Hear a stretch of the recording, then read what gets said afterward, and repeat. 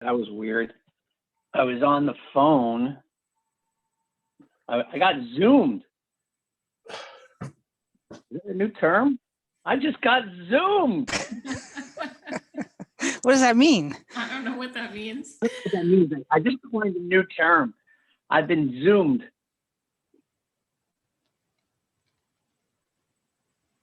You know what that means? It means No. like weird things with Zoom. And then if you have weird things happen while you're on Zoom, You're gonna have that means you like got zoomed. flashbacks to 8th grade and gonna zoom a zoom, gonna zoom a zoom. I don't know if I'd want to have flashbacks to the 8th grade. No, I said to 8th grade. If you're watching Zoom in the 80s, that's a whole other issue. Oh, we don't want to remember the 80s. That was a bad decade. Yeah, it was. It was the most fun ever. Hey, Paul, Yes, sir. did you like my response to Bill Pasquale today? When did you send it? I'm not sure that I saw that. Oh, you have to read it. You have to read it. Okay.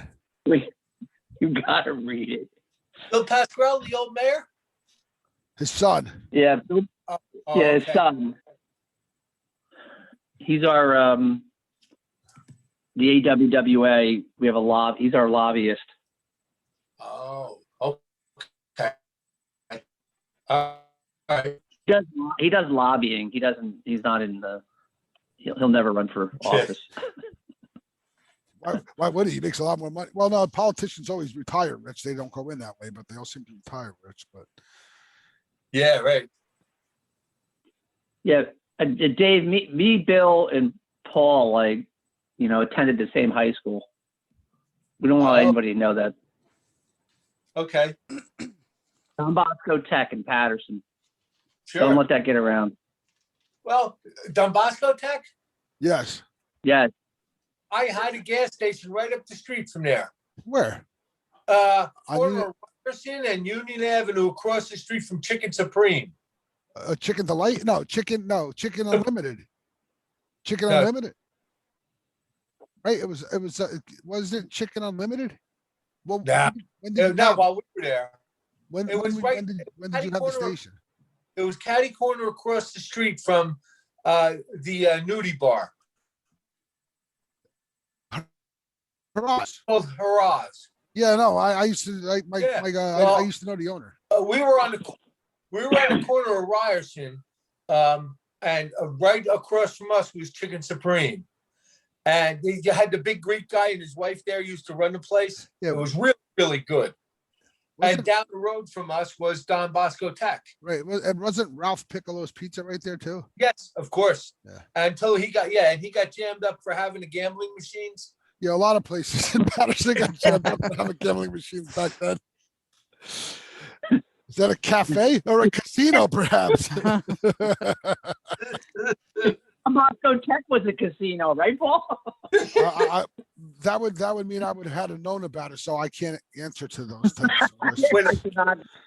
When I was still racing cars, I used to run my dragster out of that gas station. And what happened was that we used to take some of the kids from Don Bosco Tech with us down to E-Town.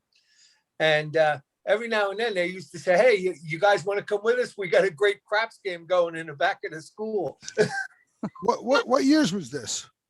1982? No, 84. Okay, I was out by then, all right. It was 84 to 92. Okay.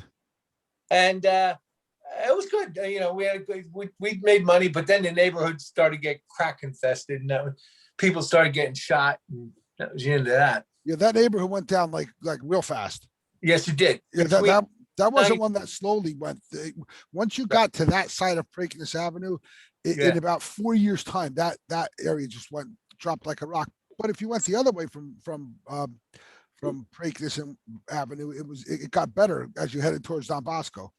Yeah, it was bad. Yeah, absolutely. It was, and then, the most outrageous thing was that on the opposite side of the street from us, 2 blocks down, there was that little, I call it greasy spoon, and it was like a they sold newspapers and stuff. They had a little grill there, and they used to make tail ham, cheese, all that kind of stuff in the morning, a little luncheonette, and above that was apartments.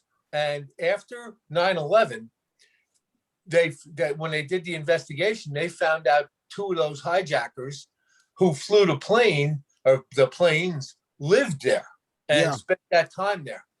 And they were there for almost 2 years. Nobody ever noticed them. No, nothing. Well, Right. I guess when you're a landlord and you have tenants that are nice and quiet and don't bring any attention to themselves and pay the rent, you like it. So Yeah, for sure. I just had two move out on me. They're coming back next year, but my place in Florida, they did a great job with it, and they took care of it and everything like that. They were great tenants. Nobody ever complained. Oh, makes all the difference in the world. Somebody's trying to get on, right, Danelle? No, I don't see anybody. Who is it? Oh, it says recording. I have to record remotely because I don't have two computers. So I'm recording remotely in the office, and then I have it, I'm logged on here. So it's gonna keep saying that connecting to audio. And Harry's just running a little bit late, so we could probably start and then he'll jump on. Howie is also running late. He's at a call at the condos right now. Okay. We'll get. Hold on a second.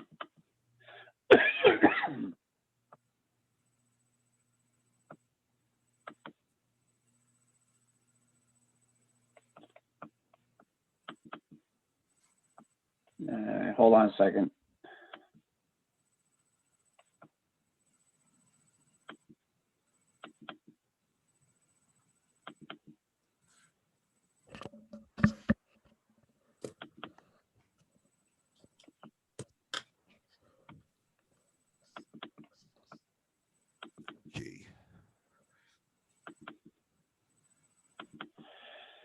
Mike, I read the response. It's pretty good, right? It's articulate. Who wrote it for you? No, I'm just kidding.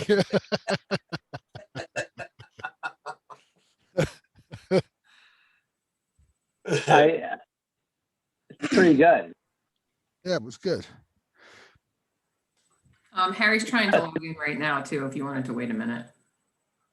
Sure.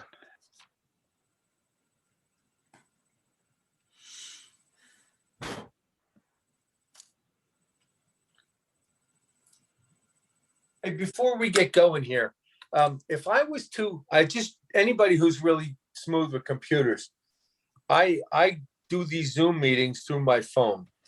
If I was to take Zoom and download it on my computer, on my laptop, would I be able to attend the meetings just like we do here? Yeah. Sure. Yeah. Yep. Okay. All right, because it makes it easy. You just got to download on your computer the Zoom software. Right. Yeah, and that's no big deal. I got it right in front of me. All right. So next meeting, I'll have a bigger screen. That way Andy can see the rest of my my spackle.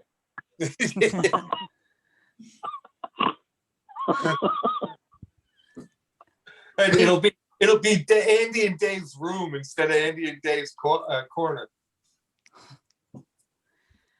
Just FYI, Dave, I found that it works better for me if I open the Zoom app first before I click join meeting. Oh, okay. Okay.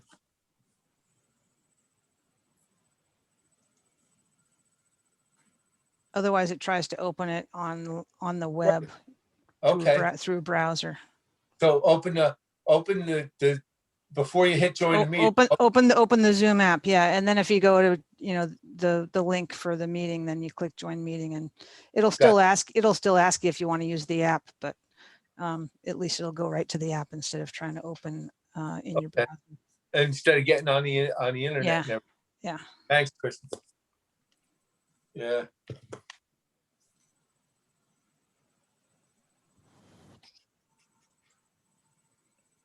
Sorry about that. There's Andy. I'm here. The phones are going off. We was trying to get somebody sick, so we wanted to make sure we got them a gun to measure their temperature. Helping neighbors. Yeah. That didn't sound quite right. A gun. Well, no, yeah, I know. Somebody Yeah. didn't have a thermometer. I have a thermometer gun, so I put it in her mailbox so that they can check the temperature. Well, I'm glad Gotcha. you finished that sentence with mailbox. Yeah, shot them with the gun, yeah. I put it in there. Mailbox was a good answer. Yeah, stuck it in her mailbox.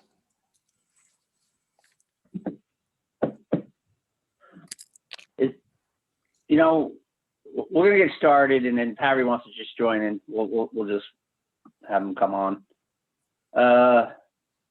Hey, Danelle, before we get started, did you send an invite out to Bob Hallowick? I thought I did. I included him in the Zoom invite with everybody else.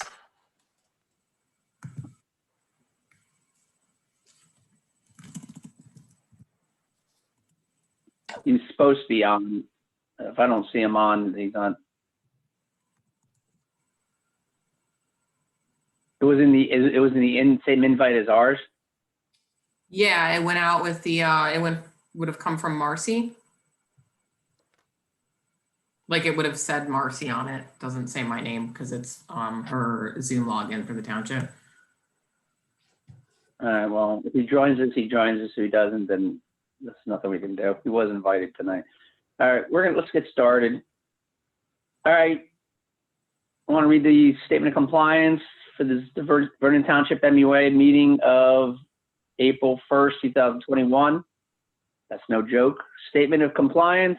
Pursuant to the Open Public Meetings Act, adequate notice of this regular meeting has been provided to the public and the press on January 20, 2021 by delivering to the press such notice and posting the same at the municipal building and filed with the office of the township clerk. Salute to the flag.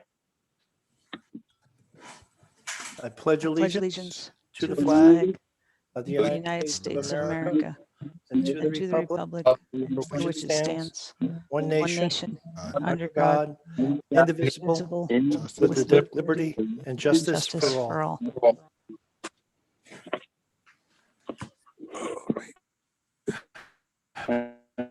The roll call, Danelle, Mike Fury, here. Paul Carney, Present. Dave McDermott, Here. Kristen Wheaton, Present. Andrew Pitzker, Present. and Harry Shortway. Present. Oh, and then we also have Stephen Oski, our engineer, Rich Winter, our attorney, myself, Donnell Bright, the administrator. All right. Good. Thank you. Okay. Somebody want to make a motion to open to the public? I'll make a motion to open the meeting to the public. Second that? Motion by Paul Carney, seconded by Andy Pitzker. All in favor? Aye. Aye. Anybody opposed? Danelle, is there anybody out there who is wishing to speak? Emails, correspondence? So we didn't receive any emails, and I don't see anybody raising their hand. And there's nothing in the chat that I can see either. So I believe that you can move on. Okay, we'll make a motion to close to the public. I'll make the motion to close to the public. Second that? Motion by Paul Carney, seconded by Andy Pitzker. All in favor? Aye. Aye. Aye. Anybody opposed? Okay, next on the agenda, number 6. Approval of minutes. We'll look at February 4, 2021. And Danelle, why was that amended? So this was, Remind me why was, yes, this was the one 2 meetings ago where we had to redo some of the motions and seconds from the reorganization meeting. So this was just including all the corrected motions and seconds, which are highlighted in the minutes that I had sent to everybody. okay, I remember that. Mhm. Anybody have any questions, concerns about the minutes of the amended minutes? Is this the one where Harry maybe couldn't be heard as well, or was dialing in? Mm. Or that was March No. 4th? That was March 4th, wasn't it? Yeah, I think that was the one in March. Okay.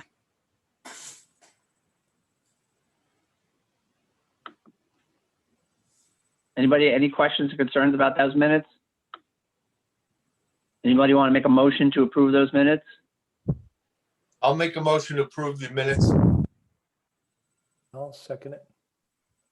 Motion by Dave McDermott, second by Andy Pittsger. Do you need a roll call, Danelle, or just? Yeah, I'm gonna do a roll call on this one. Mike Fury, Yes. Paul Carney, Yes. Kristen Wheaton, Yes. Dave McDermott, Yes. Harry Shortway.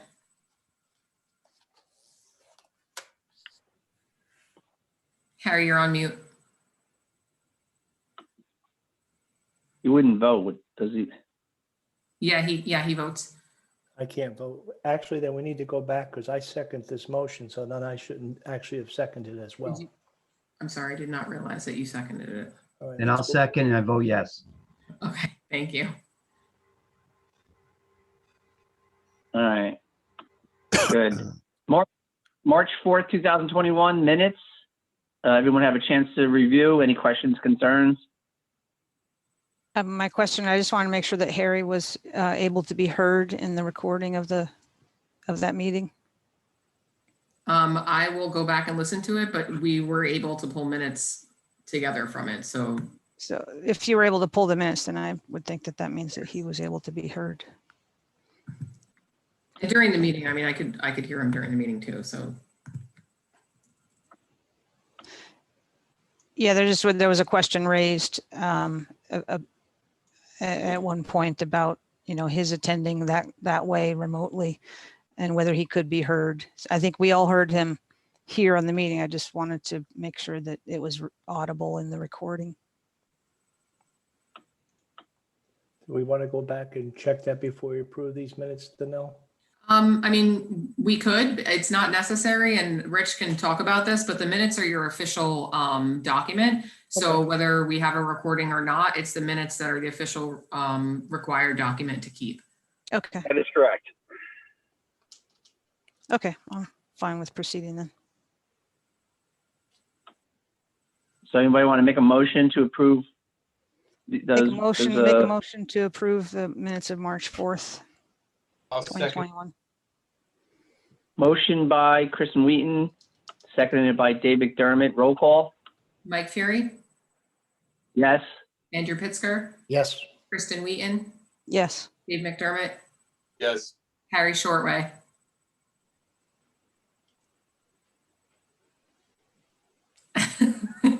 Yes. There. Thank you. All right. Resolution 21-24. Once you take over the resolutions, Danelle, explain what these are. Yeah, sure. So the first go. resolution is for authorizing an employment agreement that I included in your packets, as well as Jacqueline's resume. I did do interviews for 6 or 7 individuals, and I felt Jacqueline was the best choice for the board. So this is her employment authorization to move forward for the administrative assistant position. And her start date would be April 12th. She had to give 2 weeks notice, so April 12th will be her start date. Have we done all the necessary background checks and other technical things we have to do for the state? Yes. Okay.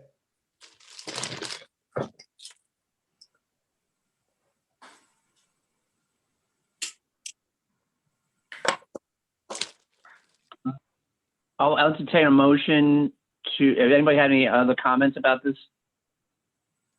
If anyone wants to say anything about the resolution, I'll entertain a motion to pass 21-24. Resolution authorizing employment agreement with Jacqueline McCabe for the service of administrative assistant. Motion to approve resolution 21-24 to approve authorization of employment of Jacqueline McCabe. I'll second that motion. Motion by Andy Pittsburgh, second by Dave McDermott. Want to take a roll call? Mike Fury, Yes. Paul Carney, Yes. Dave McDermott, Yes. Kristen Wheaton, Yes. Andrew Pittsger. Yes. Resolution 21-25 is a resolution approving EDU calculation for 527 Route 515. This is the Faline building. Mhm. So everything was sent over. You can see there's a lot of backup for this. Everything was sent over to Steve to review, and he did come back with his EDU, his total EDU determination. So this is their official EDU calculation, and then they would come in and fill out, turn in their connection fees and go to obviously construction and move forward with connection. Steve, I don't know if you had anything to add, unless the board. Yeah, Steve, you want to? What's that, Mike? I'm sorry. Yeah, did you want to add something to the calculation, or you just want to explain what you did? Sure. I don't recall 100%, but I think the essentially the renovation is going to result in 1 3-bedroom unit and 1 2-bedroom unit. Hang on, I can tell you exactly. Yep, that's correct. That's yeah. correct. And then a certain square footage of office space. So those 3 factors combined essentially add to combined to 2.5 EDUs.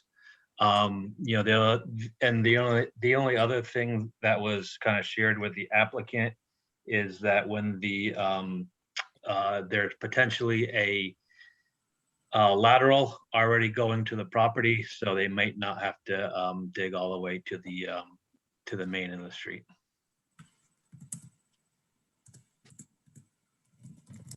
That's all I have to share. It's not physically connected yet. No, no, it seems to indicate that a lateral was left off the main, but it was not connected.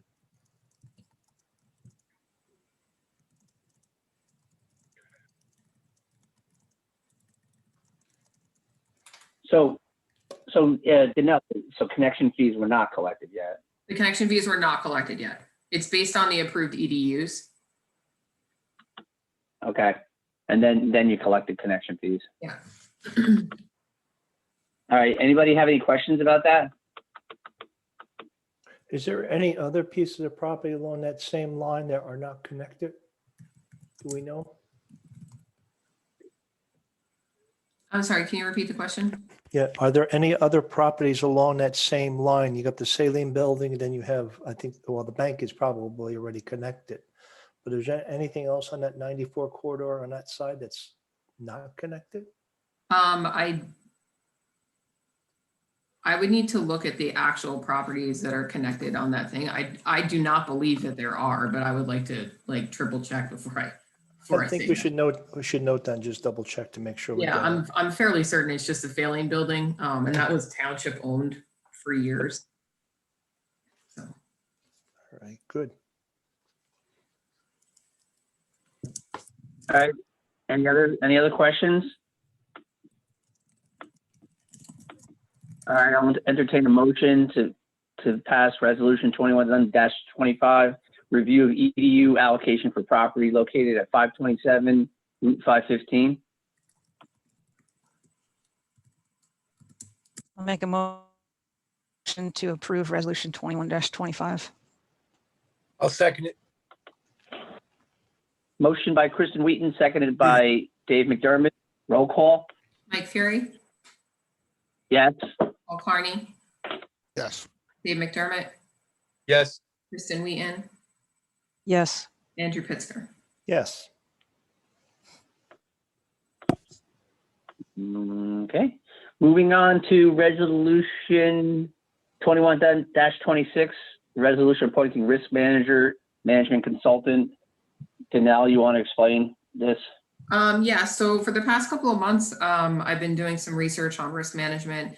And new risk managers. The MUA has not had much correspondence with their prior risk manager.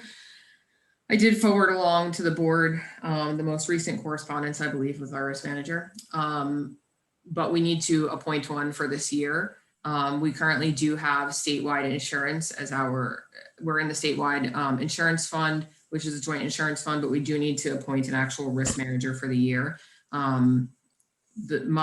My choice and my recommendation to the board is to use PIA with Frank Cavelli. That's who the township currently uses.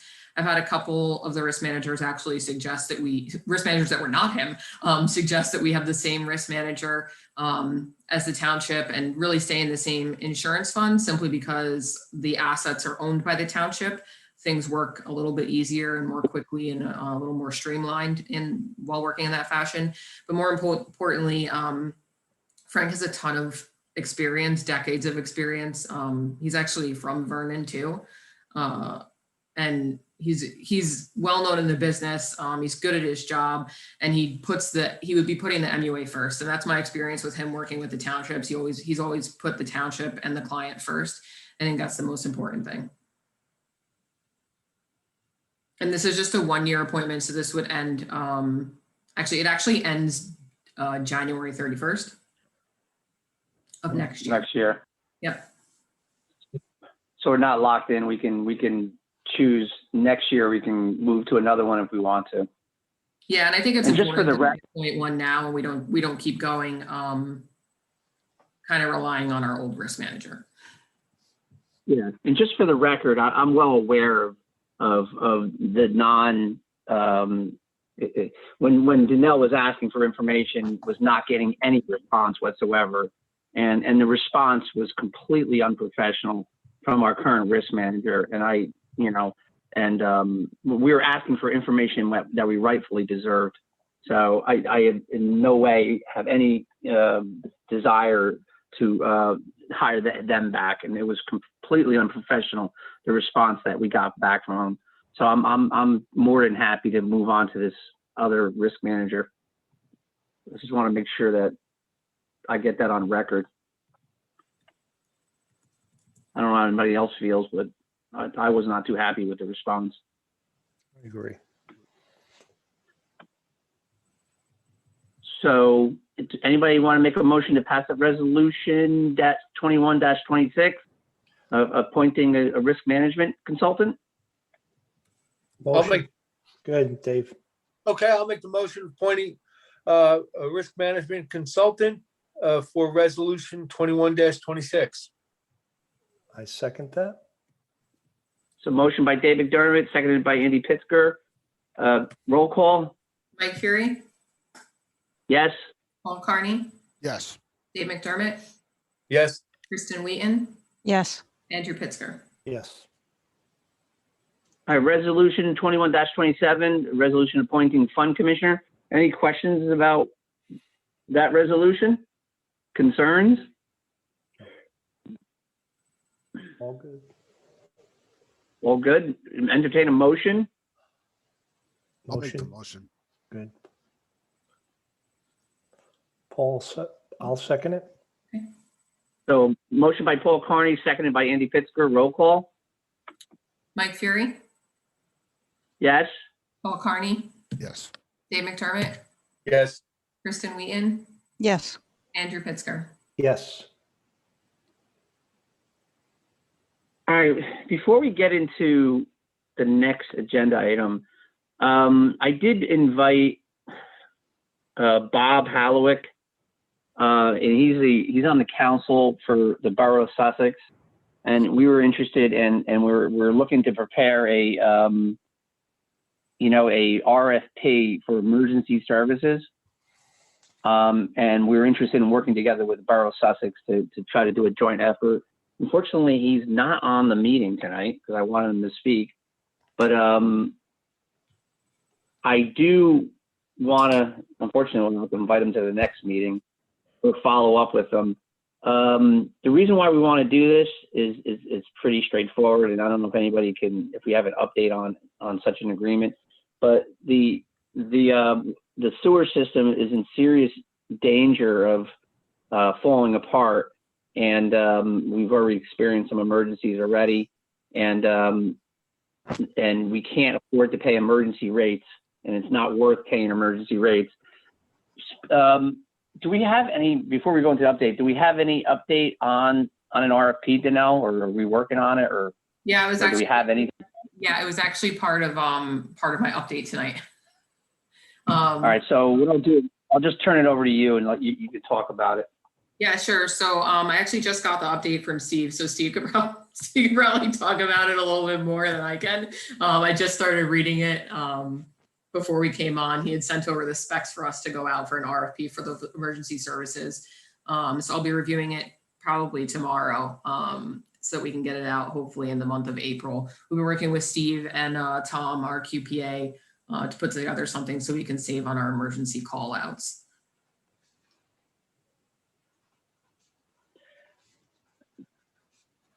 So one of the things, you know, we you know, we're going to make a list of, you know, what to go on there. But these are emergency repairs to like either force mains, sewer pump stations. Is that something that you covered in it? Because I haven't seen it yet. Yeah, so, yeah, well, it's kind of general in nature, I'd say. You know, it's different laborers' times, it's different equipment time, you know, different equipment unit prices, I guess I would say. Now it doesn't, not sure the best way to address, like, say, specific tasks for pump stations, other than breaking it down by time and equipment. Like, do we want to, you know, it could be broken down by certain type of material. I'm not sure if we're getting too specific with that. I don't know if you have any thoughts. I don't know. And my thoughts is you just list the assets and just say, these are the general assets and this is what can break, and you have the ability to address any of these.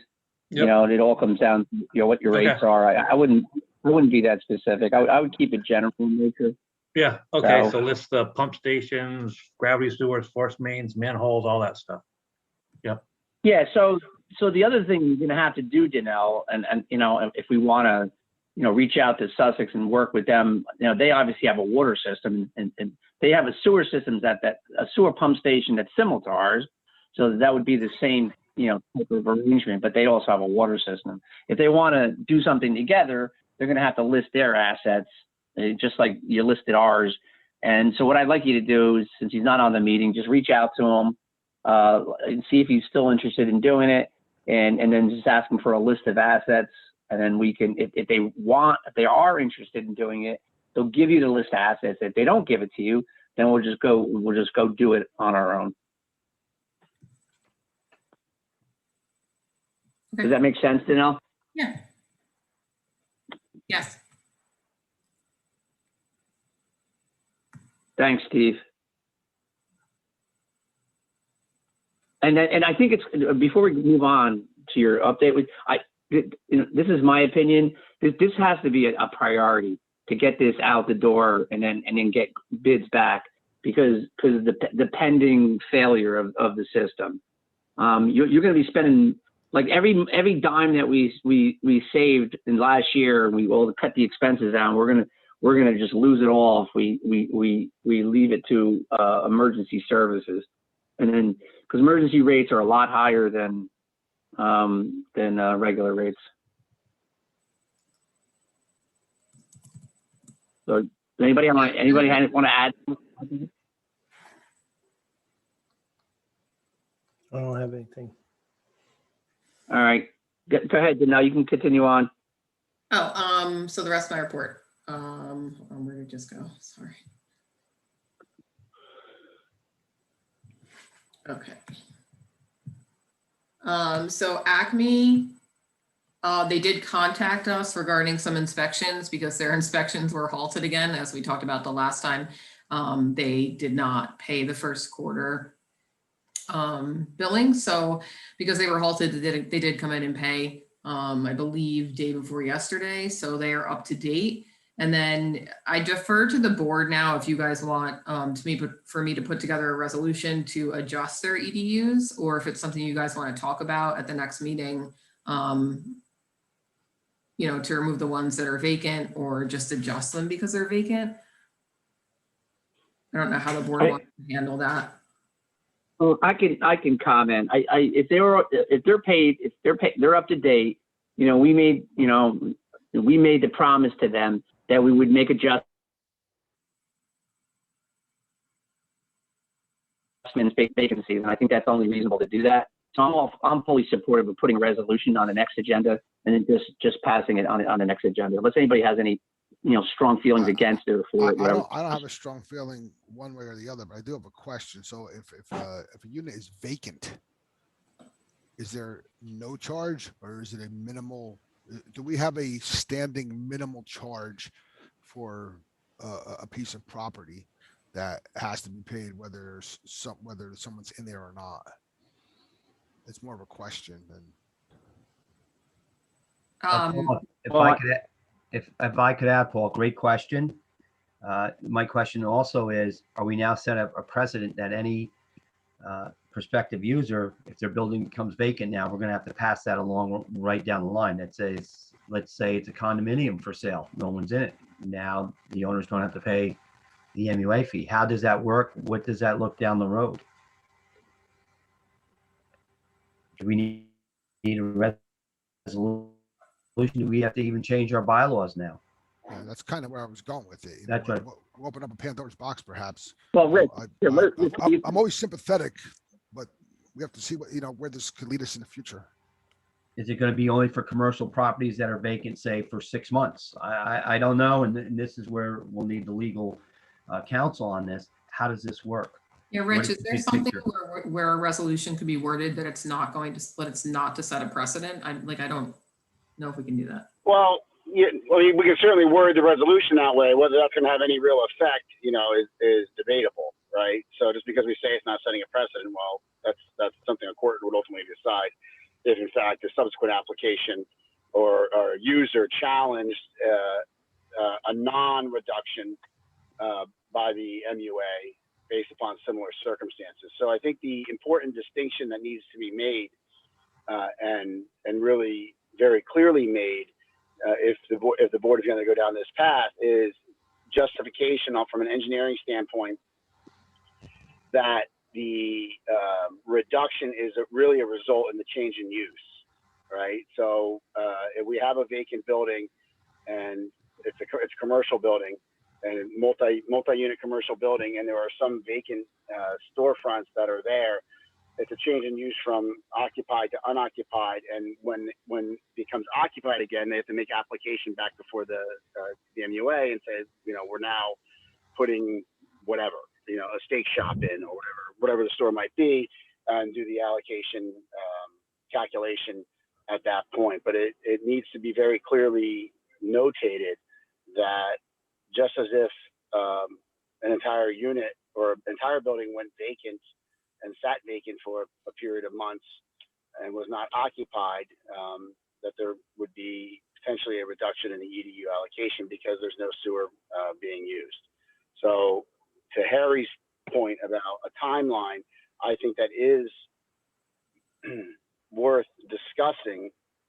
And I don't know if 2 weeks time, is that when we meet again in 2 weeks? If that's going to be enough time to really fully discuss this, because you want to be very thoughtful as a board about this going down this road. Not saying we shouldn't go down this road, not saying it's not proper to acknowledge that a prior EDU allocation may not be representative and accurate 10 years later, right? But what we do need to do is understand that whatever action is taken as a result of this particular piece of property as a commercial user will be looked at by other commercial users in the sewer service area who may either have already experienced similar circumstances or will in the future experience similar circumstance. And how are we going to address those issues at that point? All right. Hey, Rich, thanks. Do we have I should know the bylaws, but is there like a hardship application, and in the bylaws, is it very clear how to ask for hardship?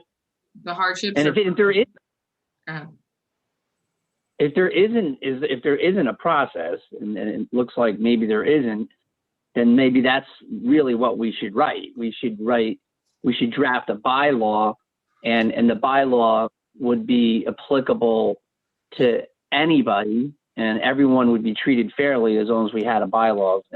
But the question is, there is no bylaw for hardship. Like, we don't have it in our MUA bylaws. Is that correct? We had, Mike? we had hardships for connection fees.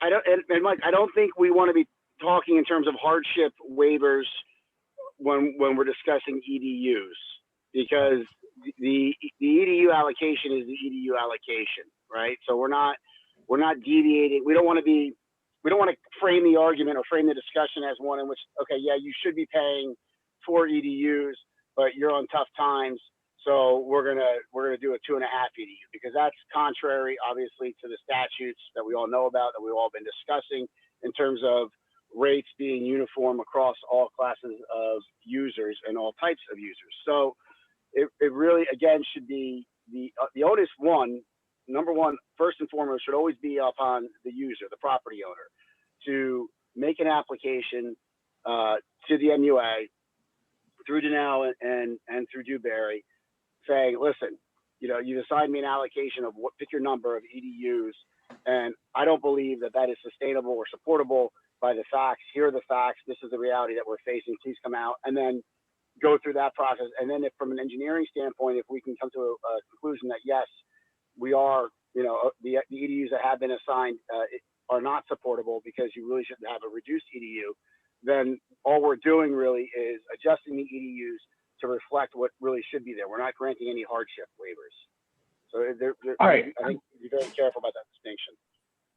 No, I understand. So you can't call it the hardship, and maybe I used the wrong terminology, but there should be, the MUA should have some kind of bylaw that, at least a process that we can consider. So we'd have to write a bylaw, right? Don't you agree that there has to be some kind of guidance that we have to go by? So once we're off the MUA, the next MUA can have something in writing and say, oh, we're going to follow this because this is what the bylaws are. And Or yeah, we're simplifying it. I think that, it would have to be so specific, because it's not something that you really want open to interpretation, because then it leads to anybody else's interpretation of what a hardship is, and we'll be in and out of court constantly on somebody's hardship. So to do this, to be able to do it for one person, which is we're speaking of specifically right now, as soon as it happens with one person, there'll be 10 more coming out saying that they have a hardship of their own, and in their life and their reality, it's a valid hardship, I'm sure, but we can't just open the door to everybody coming in with what they feel to be a hardship. So if we want to do something like this, and this is not an objection to doing it, in general, we have to be specific. We have to lay out what is considered a hardship, and that has to be put in our bylaws, just to cover ourselves. No. And Paul, I totally agree with you. And this is just coming to mind now. I don't know how Mountain Creek's EDUs were estimated. What are you going to do with all their vacant offices that have been vacant on that first floor? Separate units. You're really going to have to word this specifically to address these problems. And I'm not saying I'm for it or against it, but we have to look at these commercial entities. We want to be business friendly, but we want to acknowledge, like with Acme, that whole shopping center is going through. But it just came to mind, how do you view Mountain Creek? Now, it might be totally irrelevant. Maybe it doesn't matter that those offices are vacant. Maybe it's already considered, but if they're going to go by square footage of office space, I just don't know where it's going to go. And I think we're going to need to look at this more thoroughly before we make a decision, and then word the bylaws properly so there's guidance in the future.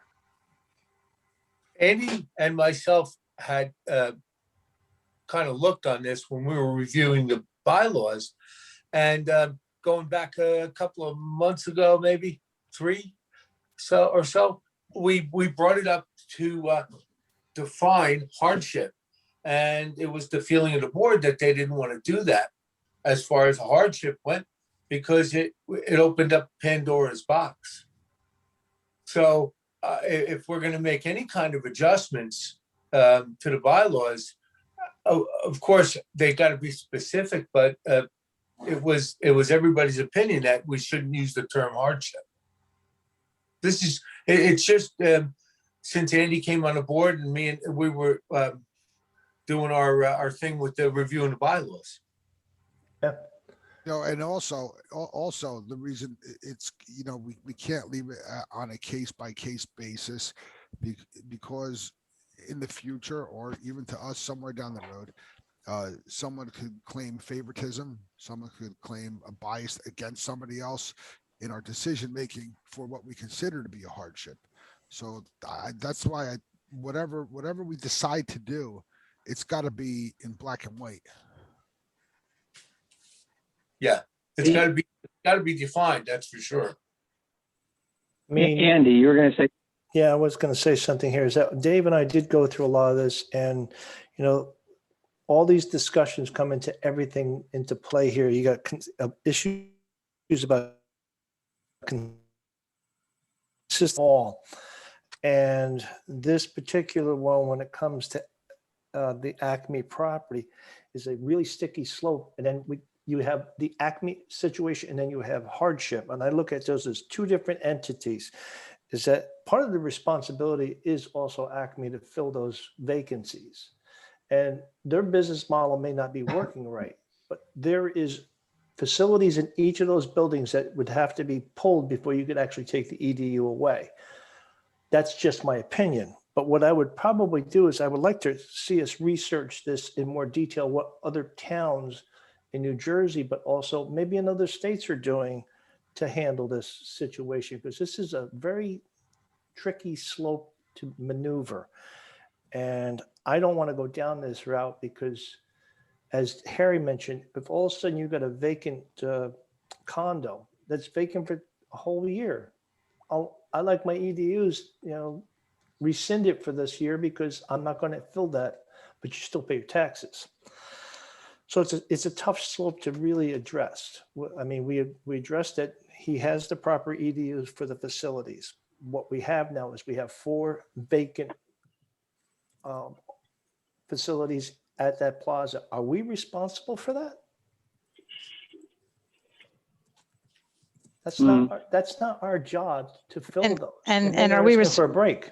Go ahead. And are we responsible to track that? I mean, you think about if there's vacant condos, are we going to go and, how are we going to go and knock on everyone's door and see that they're vacant? Exactly.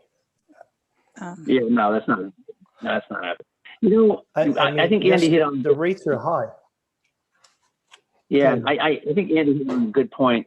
I think Rich, I don't know if you can do some research on other towns and other MUAs, and then see if there's any kind of anything that's generally out there.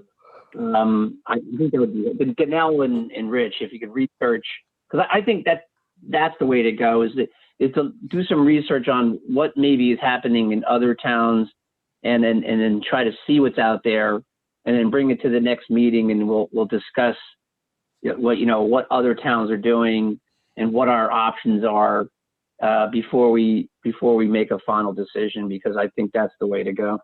Sure. And obviously, this is not go ahead, Rich. this is not lost on anyone on this call, but this is one of the peculiarities that you deal with when you have an EDU based system, right? So if it was flow based system, we wouldn't even be having this conversation because if the store is vacant, it's not producing flow, and the owner is not getting charged. So yes, I'll work with Danelle, see what we can come up with, and present something at the next meeting for further consideration. Thank you. Yeah, let's do that. Before we make a decision, let's do some research and gather facts and see what other towns are doing or other municipalities and then make a decision based on that. I think that's the best way. And also the other comment I want to make is, and I do 100% agree, no matter what happens, it's going to be up to the ratepayer to make a written application. And if we eventually do this, we'll make it clear, but they're going to have to make a written application to the MUA justifying what they're doing. And without that written application by the ratepayer, we won't make a decision unless that happens. And I feel strongly about that. I agree with that. So no matter what we end up, I think ultimately, and I agree with everybody, we have to have some kind of guidance for the MUA, and we need to develop that guidance in a official bylaw so we can document it, then all agree on it, and then down the road passing it off to anybody else that they have some guidance they can follow. Without guidance, how can you make a decision? It's impossible, and it's not even fair to make a decision unless you have some bylaws and guidance. But we shouldn't really be expected to make a decision.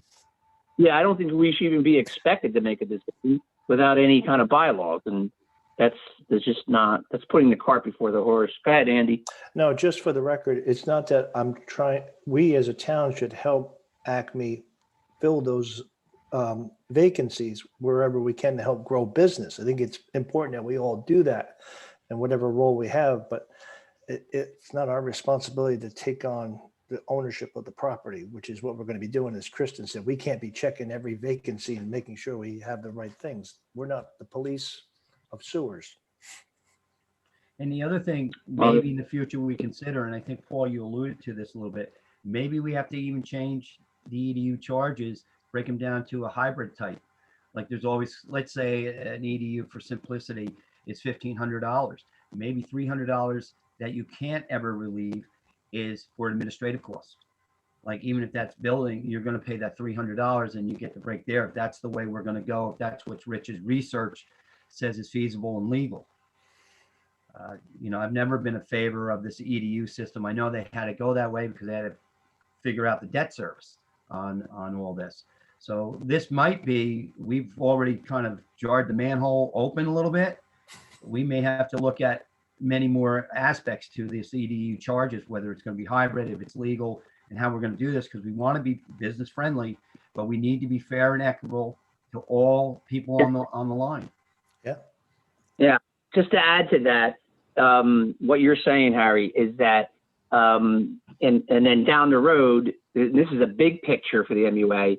Then the MUA is going to have to eventually make a decision whether to meter every customer. And if you meter every customer, if you want to be fair and reasonable, then the MUA is going to have to expend a large amount of money to meter every user. But that's a decision that someone's going to have to make. And if there's funding available to put meters in the entire system, we should be going after meters. Well, so that's. I'm sorry. Go ahead, Paul. Meters is great. People pay for what they use. That makes all the sense in the world. But besides the expense of purchasing and installing the meters, now you have the maintenance, the calibrations, repairs, the readings, which they're usually done electronically nowadays, but someone has to compile them somewhere. With the small staff that we have, you're looking at some more work, and which brings on expense of more employees. And will the flow charges, the metered flow charges, at least break even with what we're paying, with what we're bringing in now? Because if we have to pay for more people because of these, and I'm not saying it would be a whole team of people, but there's going to have to be somebody really more full time. I think it doesn't work out financially, or does it make us go backwards? we're not going to remedy this in 6 months or a year, but we have to look long-term, 10, 15 Yeah. years down the road. No, But I you're think, right, I Paul. think, I think it's a great long-term goal. I think it'll be great to be metered, you know? I think people would have less issue. I mean, people are always gonna have issues paying bills, but it would be less of an issue if they at least feel that it's fair to them, you know, comparable to other entities. Hey, Harry, this is a question for you, Harry. Was there ever a financial analysis of meters versus EDUs? Did Remington Not- Burning do that? Not that I'm aware of. They basically looked at water usage, but a lot of places didn't have water, and who was going to hook up, and they had a big flow chart. But a lot of the people, when they first started estimating the town center, I'm totally going by memory now, and it's been a couple of years since I looked at this because this discussion just came up. A lot of the people that they estimated would be hooked in the system, they never hooked in because we never put pipes there. Look at Main Street, for example, right? There's dry water lines, but there's no sewer lines there. And it's almost dead center of the whole sewer service area. So their estimates were askew because not everybody had the sewers to begin with. I mean, you got parts of the northbound side of Route 94 is not hooked up, but the south side is. So those estimates were never accurate. And I don't even know if they ever did a water study to see if there was enough water coming in to ever create that wastewater. You know, when you add up to 99,166, you know, 1,000 gallons a day. Was that water even available to everyone? Well, eventually, eventually, I think the MUA is going to have to decide if they want to do a financial analysis of EDUs versus meters and find out what the financial impact would be to go from EDUs to and there obviously would be, but I mean, I think it's the responsibility. I mean, this is my opinion. It's the responsibility of the MUA to at least look at it and do an analysis. Now, you know, that's the start. Like, what's the financial impact of going from meters to EDU? And obviously, the meters, there's going to be a lot less. If I had to guess, meters would be be a lot less money coming in. Now, with automation today, Paul, you'd be amazed with these meters that you don't need with these automatic readers. Like they can do drive-bys, and this is a small enough town where they can be collected in less than a day. They're pretty sophisticated, these meters. But that beside the point, I think eventually this board has to make a decision whether we want to do a financial analysis or at least look into meters. It has to be. I think it's our responsibility to do it. So that's my opinion.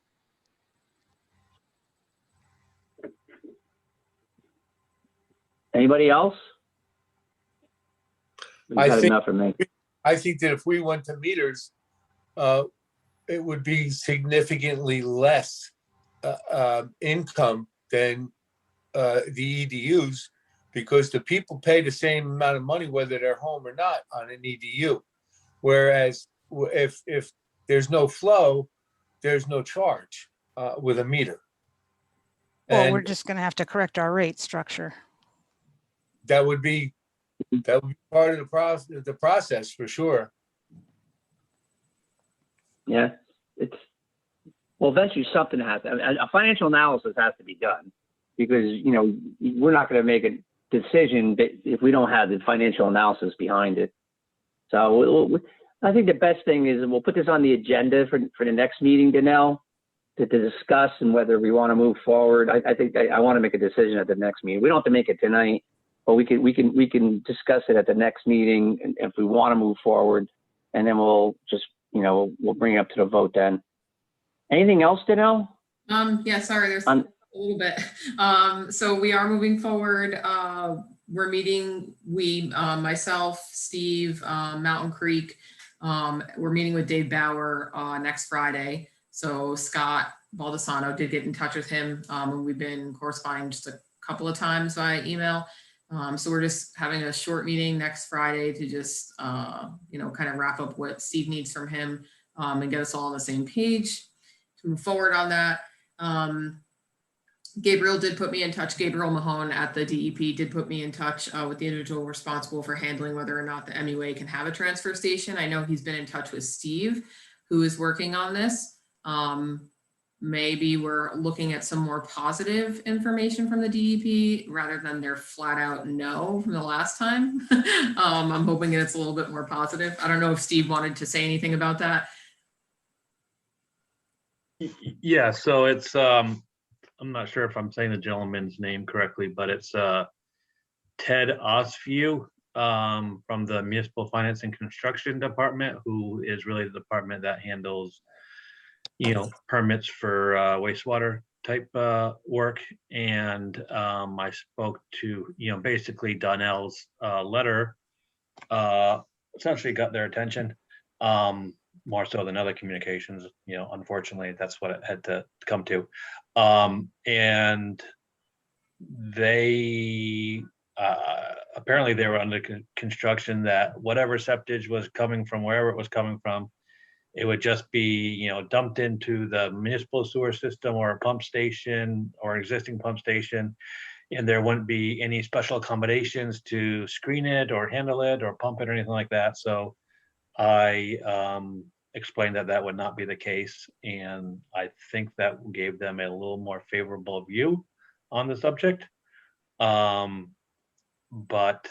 he is looking at it further, and I'm not exactly sure why, but they're involving the water quality management folks, which I believe is kind of like the sewer service area folks, Gabe Mahone and his group, in this decision-making process. But based on my discussion is they have every intention to provide applicable guidance by the April 15th date that Donnell had in the letter. Why would they, Steve, why would they have the sewer service area map people involved? Do you have any idea why? No, he did not explain that to me very well at all. So the left hand's not talking, working with the right hand too well. That's just, we'll leave it like that. That's what it sounds like. Oh my God, jeez.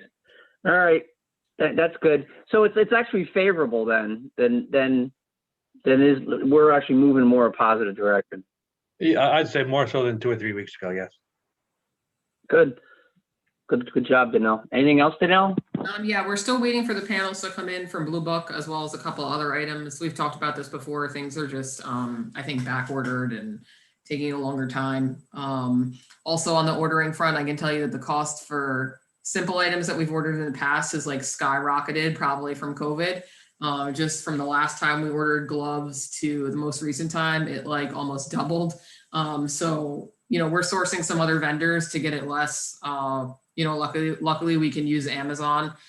So that has saved us quite a bit this last order that we put through. Mountain Creek made their final payment today, so they are fully paid as of April 1st for the entire year for the township and MUA, so that's really good. Also, Corey on the township side, he reached out again to Tony Vincente. I know he reached out to him in December, and I think maybe a month or two ago, about sitting down to getting an updated agreement for water at town center. I will say that Corey did make it clear that the township is very keen on moving forward with water at town center for future growth. And just an update that there's some more information that's coming out about the America relief plan that came out. And that act does include water and sewer infrastructure, but the breakout is 50% that they're giving this year and 50% next year. And everything needs to be spent and expended by December 31st of 2024. So we do have time, but if this is something that the township wants to move on and the MUA wants to support, like they have in the past, and we really need to kind of get the ball rolling on that. So hopefully Tony, does respond. And we were all CC'd on that. So we, meaning like I was CC'd on it. The administrator on the township side was CC'd. So hopefully it kind of moves forward. And then finally, Steve's been working on the properties for the sewer service area. And I know he's been in touch with the DEP about that. So that's it from me. And Howie is on too now. So if Howie wants to give his brief. Well, I have a question about the force main evaluation. Yes. What's the update on the force main evaluation? So I did reach out to Ferraro on Sunday because they had given us an original date, I think March 5th or 6th. They said it was going to be 3 to 4 weeks before they got the pressure gauges and the ARVs in. So I reached out to them on Sunday. I haven't heard back. I did ask Steve if he heard back. He said he didn't either. So I'll reach out to them again tomorrow to see where, if they've gotten those items in. So we can schedule it, even if they have an ETA on when they're going to be in, we can at least schedule it. I don't want to wait any longer. Is that just a supply chain kind of thing that they're just waiting for these and it's just delayed? Is that what they said to you? Yeah, he basically said that it takes 3 to 4 weeks for the pressure gauges. He didn't have an ETA on the ARVs, but I'm assuming it's probably going to be around the same time. And he did order it, I think around the same time as the pressure gauge. So. All right. All right, that's good. Any other questions for Danelle before we move to Howie? Hey, I have one thing to know, and I don't know if you were copied on it. I believe Crystal Springs Development Minerals paid their full MUA fees because the township began enforcing its ordinances that you're not going to get inspected. They wanted a final inspection on their cafe, that you're not going to be inspected unless you pay your bills in full. And I understand that Minerals did pay their bills in full. And I don't know, Danelle, if you can confirm that, if you also had that email. Yeah, I did get that email. So what happened when they came in for the first quarter and they paid like a quarter of their first quarter. So I don't know why they did that. I don't know if they had intended to do that or if they just misunderstood their billing. So either way, they did pay for the first quarter.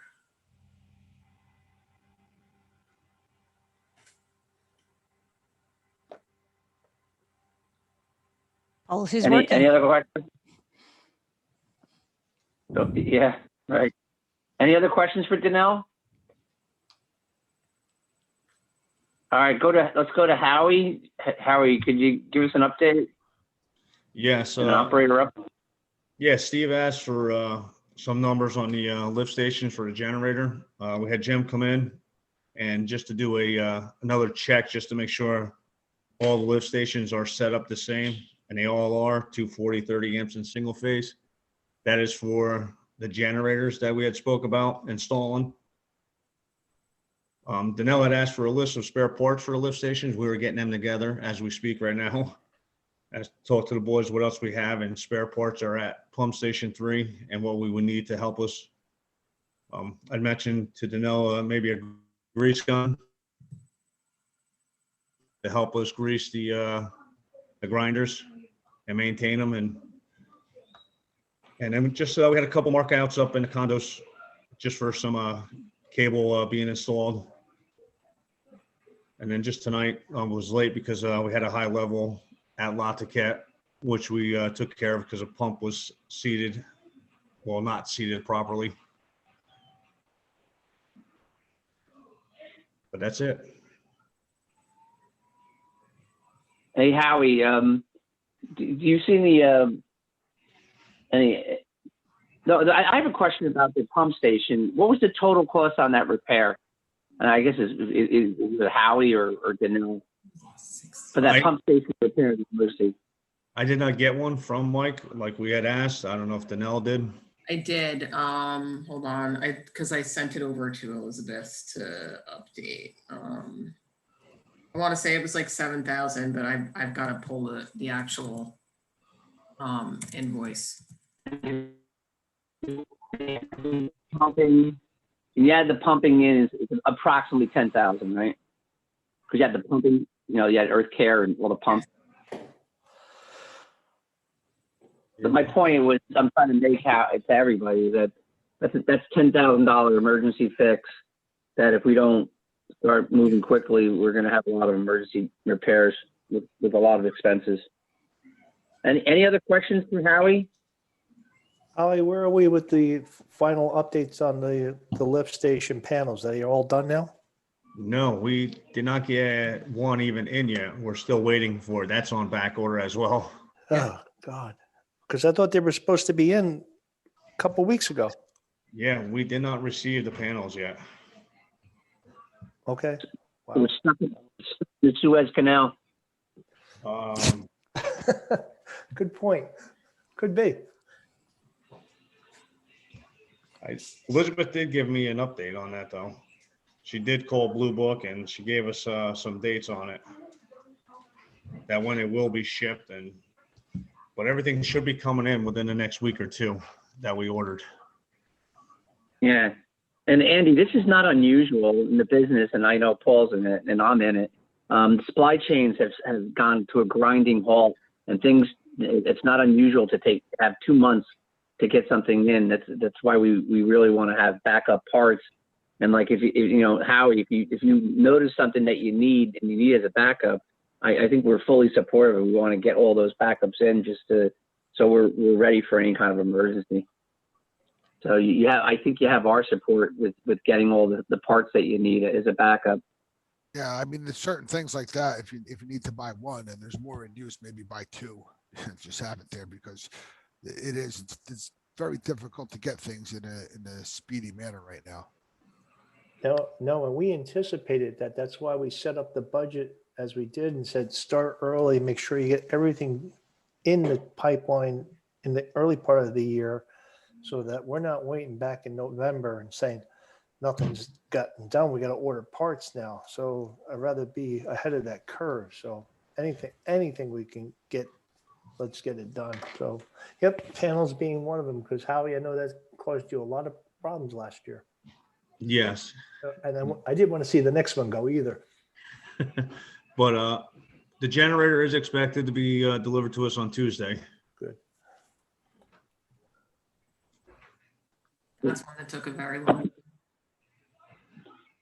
All right. Good job, Howie. Any other questions for Howie?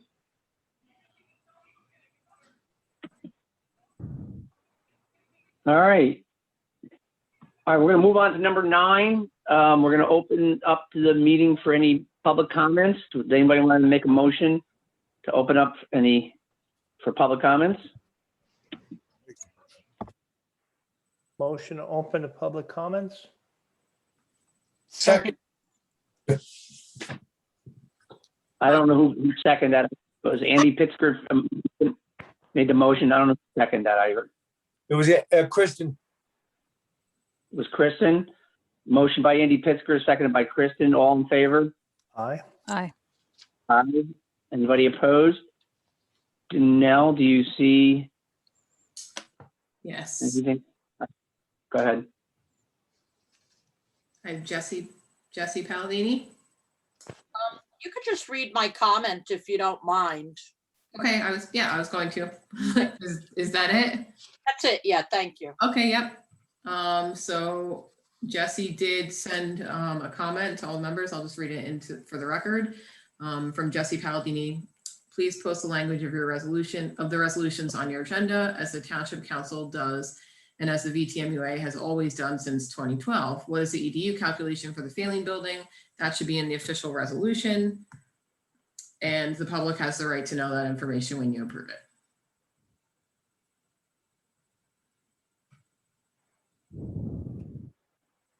I don't see anybody else with their hands raised. Anybody else? Nobody else? We'll make a motion to close to the public. Motion to close public comments. Second motion. Motion by Andy Pittsburgh, seconded by Dave McDermott. All in favor? Aye. Aye. Aye. Anybody opposed? I'm not opposed. Is it, I think I saw in our packet, did it have the calculation for the EDU? 2.5. 2.5.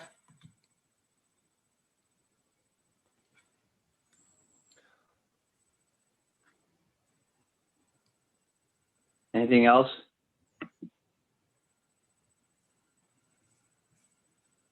So I don't know, do we actually vote? We all agreed? Anybody opposed to? All right, let's move on to number 10. Now, I don't know if we have a reason to go into an executive session. I don't think we have a reason, Danelle, right? It was for potential litigation.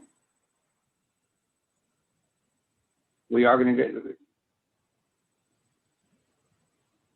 Do guess we we're have gonna- information to discuss that? Janelle, I think we do. Yes, we do. Okay, All right. Then let's do it. Does everyone has the link? We'll see you over there. Okay. sounds Do good we want to do me. commissioner comments first or? Yeah, thanks, Chris. And before we go into number 10, let's go to commissioner comments and then the chair's comments. I appreciate that. Thank you. And then we'll start with you, Chris. You go ahead. Okay, I guess first, just following up on Jesse Palladini's comment. I think in the past that, if there was a packet for the meeting, they would be set out for the public, right? If they wanted to review the resolutions for approval, wouldn't they be able to go and pick it up and see, those items that are on the agenda for their review? It's kind of like when you go to the planning board meeting, you can leaf through the site plans. We can make that available if you want me to put like a specific packet on the website, the way the township does, where it's just the resolutions that are available to view. We can do that.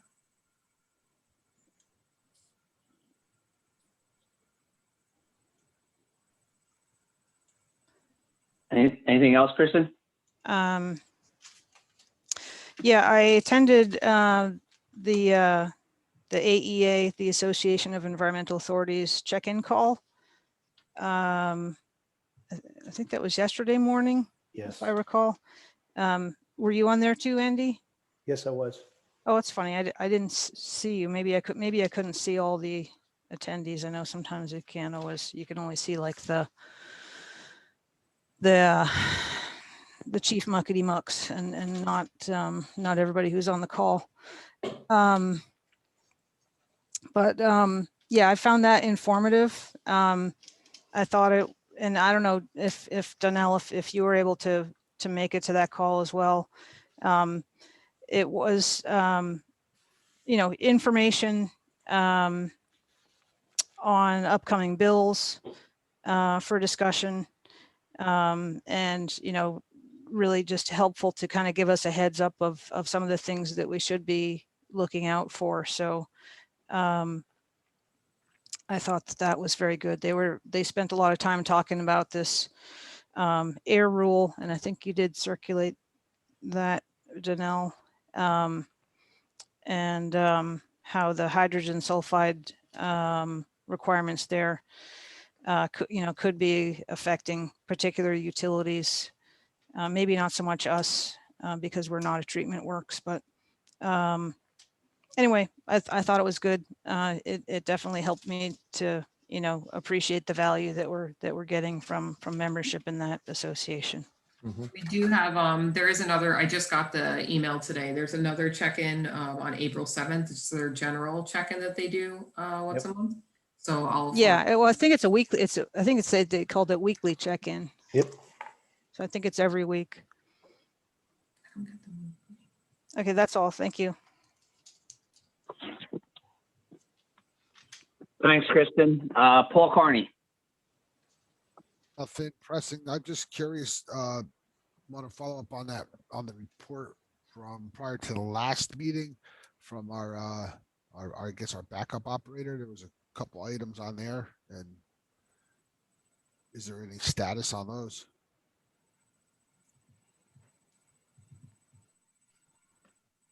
Howie, did you, I did send that report to Howie. I know that there are some items that they were addressing, just cleaning up one of the stations or a couple of the stations. Yes, everything in that what he sent out did get taken care of, except the fence at Pump Station 3, where the tree came down on it. Just too soft for us to get a machine there to help lift it, to put the poles back in place.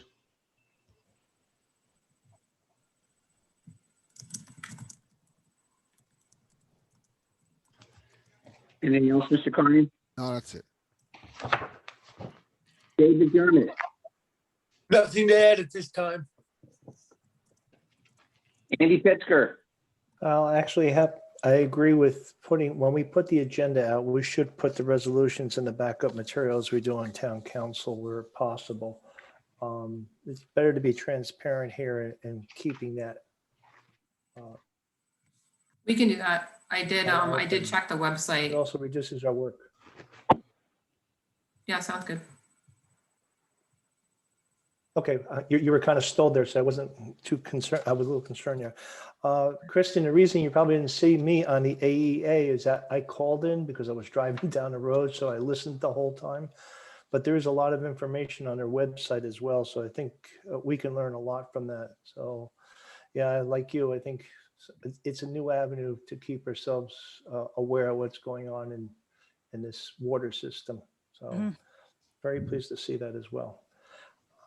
Other than that, Howie, keep looking for the things we need to keep up on top of with fixing, repairing, and making sure we don't fall down. So we planned for it this year. We knew we were going to have some leaks in the system. Let's make sure we have the patches to go in before the accident actually happens proactively. That's my comments for tonight. Mr. Shortway? No comment at this time. Thank you. Okay, the only comment I have, and I'd like, and this is directed to Howie and Danelle, with what I would like to see happen is whether Howie has written, updates or log sheets, if the backup operator produces documents, pictures, whatever, is that what I highly recommend is that you collate all that information into one condensed logbook, because I can guarantee you. And by the way, the DEP inspector who was our inspector has since retired, and there's going to be a new inspector coming in, and it's most likely to be a younger one, and eager to find things that are wrong. And so it's critical that you have a very well together put logbook but all the information is collated together into one central document, that could be easily reviewed by the new inspector. And I know Paul could probably second that. Right? Yeah, Mike's 100% correct in that.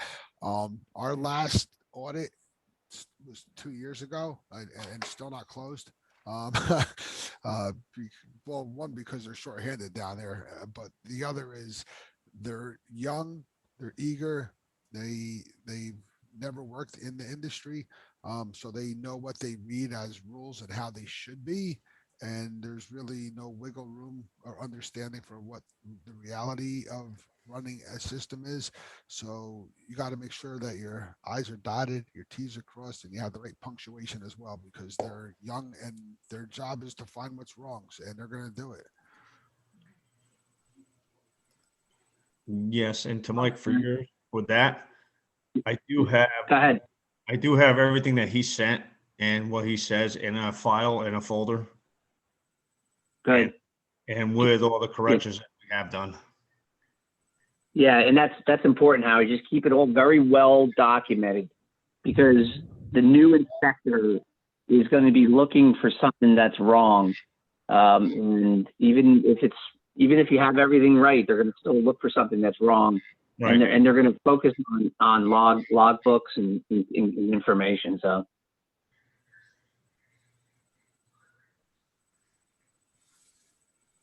all right, that's it for me. Well, I guess you have to make a motion to go into executive session. Would you do me a favor, Danelle, and send the invitation out again? For some reason, I cannot find it. Yep. Motion to move into executive. And again, that's for the purposes of considering potential litigation. No action will be taken. Thank you, Rich. You're welcome. The motion is there a second? Second. All right, motion by Andy Pittsger, seconded by Paul Carney. All in favor? Aye. Aye. Aye. Anybody opposed? I will see you on the other side. Oh. See you there. mm, What? What's the Are matter? you guys still there? I need to do a roll call. Oh, Yes. sorry. It's okay. It's okay. Paul Carney, Yes. Kristen Wheaton, Yes. Dave McDermott, Yes. Andrew Pittsger, Yes. Mike Fury, Yes. Harry Shoreway. Yes. Righty. He's See you ready. there. Oh, there he's there. He's still here. There it is. Thank you.